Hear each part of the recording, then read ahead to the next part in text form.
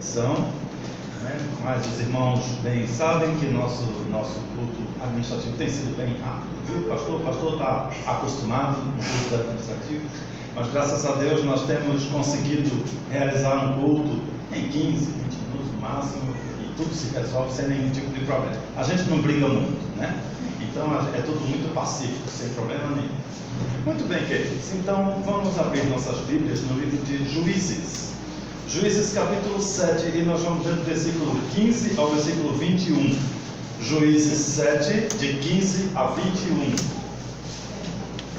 Na medida em que os irmãos forem encontrando, coloquemos-nos todos de pé para lermos referentes na palavra de Deus. Juízes capítulo 7, de 15 a 21.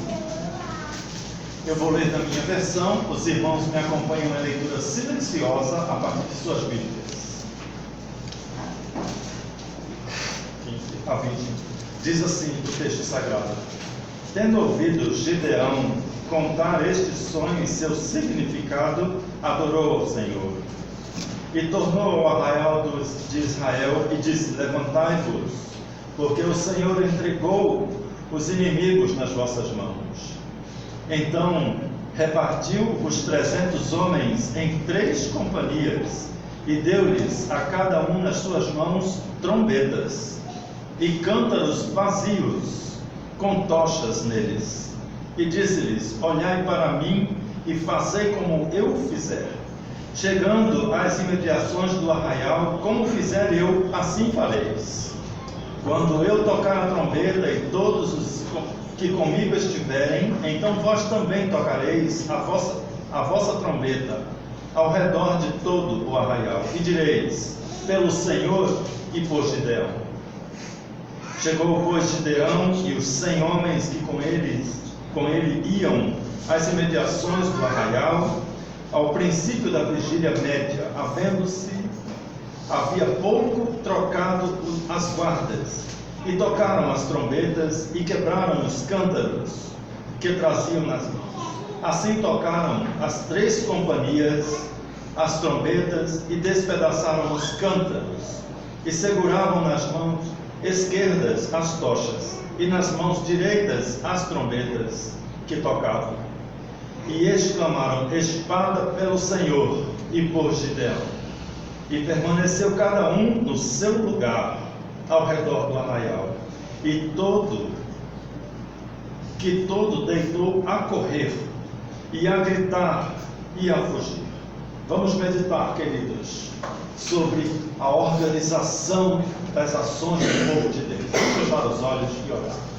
Querido Deus, te agradecemos, Senhor, por esta manhã, onde o Senhor nos concedeu todos os meios para que pudéssemos estar aqui juntos para apresentar ao Senhor o culto que há, ó Deus, em nossos corações. Recebe, portanto, ó Deus, a nossa atitude de culto. Recebe, Senhor, a nossa gratidão e o nosso louvor.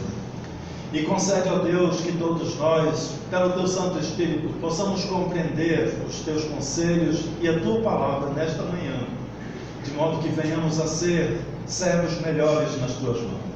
É o que te pedimos em nome de Jesus. Amém. Os irmãos podem se assentar. Irmãos, a história de Gideão, eu não sei se eu me identifico com ele, ou se identifico a igreja naquela situação, mas eu não me canso de voltar a esse texto e meditar sobre ele. Eu acho que pregaria o ano inteiro sobre esses 2 ou 3 capítulos que falam sobre Gideão. Quantas mensagens, quantos ensinamentos nós temos em algumas atitudes. Então é claro que nós não vamos fazer um estudo e analisar tudo o que aconteceu, mas vamos destacar alguns pontos que são fundamentais no proceder de uma igreja, para que possamos conquistar, superar os desafios que o futuro nos impõe. Naquele caso, no caso do texto, Gideão tinha um exército de 300 homens. Não é porque só tinha 300 homens, é porque o Senhor disse: não precisa levar muita gente, não precisa de grandes recursos humanos, basta ter somente homens especiais que queiram servir, que estejam com o coração na obra, que tenham um comportamento diferente diante do Senhor. Basta alguns escolhidos, poucos, diante de um exército incontável. O texto depois os irmãos certamente conhecem ou podem ler.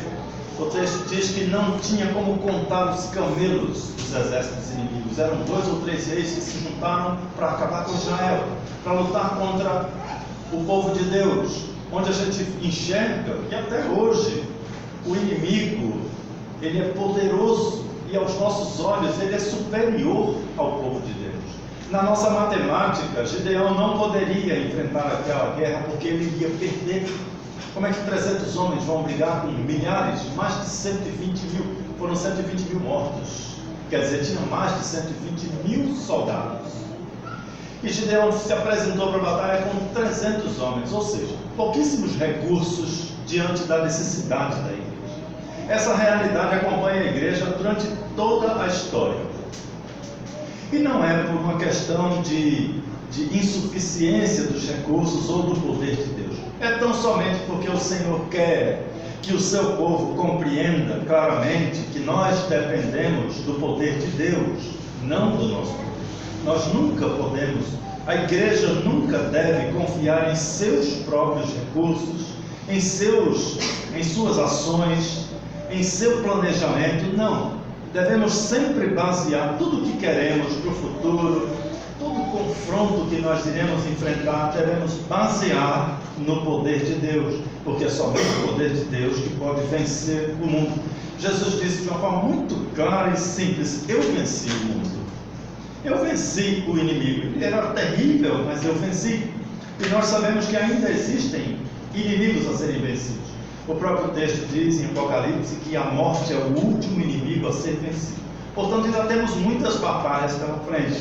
E todas elas devem ser como essa de Gideão: difíceis e aos nossos olhos impossíveis.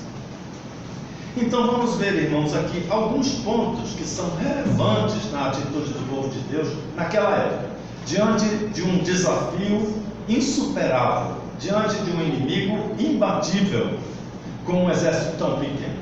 Em primeiro lugar, nós vemos logo no versículo 15 que Gideão, quando ele compreendeu que aquela era a vontade de Deus, ele deu glórias a Deus. O texto diz que ele adorou ao Senhor. Então aqui começam as ações da igreja. Tudo deve existir e acontecer para a glória de Deus. Irmãos, quando nós temos muitas atividades na nossa igreja para que o culto aconteça, né? Desde o início da semana tem gente trabalhando, preocupada, se esforçando, fazendo coisas, escrevendo, estudando. Tem um monte de gente trabalhando com coisas grandes, pequenas, de vários tamanhos, vários tipos de trabalho. E esses trabalhos só serão válidos e só vão cumprir o seu papel se eles forem realizados para a glória de Deus. Quando nós vamos fazer qualquer coisa para a igreja, qualquer coisa, das coisas mais elementares, as coisas mais complexas, devemos colocar em nossos corações: por que eu estou fazendo isso? A quem eu quero agradar com esse meu trabalho? A gente vê que muitos dos irmãos chegam mais cedo na igreja e ninguém fica sentado parado. Tudo começa a mexer alguma coisa, arrasta uma cadeira para lá, varrer, mexer. Isso é uma demonstração do amor dos irmãos, do amor de muitos dos irmãos pela obra. E claro, irmãos, todo esse trabalho ele terá um resultado positivo para a obra quando for feito para a glória de Deus e não para a nossa glória, para a glória da igreja, para a glória da denominação. Às vezes a gente confunde: não, mas a nossa igreja, a igreja batista. Não é a igreja batista, é Jesus. O nosso objetivo é a alegria no coração de Deus. Isso é glorificar a Deus. E Gideão, no início da batalha impossível, ele adorou o Senhor. Ele começou cultuando a Deus. Ele começou a sua batalha dando glórias a Deus. Aí na sequência do texto nós vemos lá no versículo 17 que ele dá instruções onde nós encontramos um detalhe muito importante e que foi motivo de grandes problemas na história de nossa igreja: identificar claramente a liderança. A liderança da igreja, irmãos, não são chefes, são pessoas que Deus separou para dirigir, para nos conduzir, apontar caminhos, determinar atitudes, planejar. Então aqui a gente vê uma demonstração clara de uma liderança evidente, bem definida, reconhecida pelos liderados. Toda a igreja então estava em silêncio, olhando para o pastor, confiando no que havia no coração do pastor, entendendo que o dirigente estava ali sendo movido por Deus, dirigido por Deus. Começou na sua adoração pessoal por Deus. Então, queridos, a liderança da igreja reflete a vontade de Deus. Ontem nós tivemos no nosso encontro de líderes, o pastor trouxe uma palavra a respeito de liderança, que eu achei maravilhoso, tomei, aquilo pegou em meu coração de uma forma profunda. Os meninos estavam comigo, todos compartilhamos da beleza da mensagem que o Senhor enviou pelo pastor. E um detalhe me chamou a atenção. O pastor, o líder que Deus separou, ele é instruído pelo Senhor. Nós não temos na igreja um líder, temos muitos líderes. Cada um que assume uma determinada função está liderando aquele trabalho, aquela função. E não é porque ele gosta daquela função, é porque ele foi chamado por Deus para fazer aquilo. E é isso que o qualifica para ter sucesso nos seus trabalhos. É por ele ter sido chamado por Deus. Portanto, devemos sempre olhar para os que nos presidem, para os que nos dirigem, os que lideram nossos trabalhos, cada um na sua atribuição, com toda honra, todo respeito, com todo amor, porque foram chamados pelo Senhor. Então, aqui no texto, Gideão olha para o povo e diz com todos os detalhes: façam assim, digam isso, ajam desse jeito, olhem para mim, prestem atenção na liderança. E o que a liderança determinar, executem. Talvez aqui, irmãos, esteja o grande segredo do sucesso de uma igreja. Aliás, o que é o sucesso da igreja? Tem muita gente que pensa que o sucesso da igreja é um templo grande, bonito, suntuoso. Mas o sucesso da igreja é quando ela faz a vontade de Deus. Quando o Senhor em seu coração se alegra com o comportamento da igreja. Esse é o grande sucesso da igreja, porque ele existe só para a glória de Deus. Aí na sequência do texto nós encontramos um outro detalhe que nos ensina como igreja, lá no versículo 20, quando dizia assim: todas as 3 companhias tocaram as trombetas e despedaçaram os cântaros. A unanimidade, era como se fosse um único homem. Eram somente 300 diante de milhares, mas estavam tão juntos que se tornaram maiores. E por causa da obediência, por causa do sincronismo, por causa da comunhão que havia entre eles, o inimigo ficou desbaratado. Irmãos, aquela situação, eu gosto muito de analisar a mecânica do que aconteceu, né? Eram 3 companhias de 100 homens, e se dispuseram, fizeram um triângulo em volta do arraial dos inimigos. Era de noite, era meia-noite. Todo mundo, eles tinham acabado de trocar a guarda, quer dizer, aqueles que estavam de guarda cansados estavam dormindo.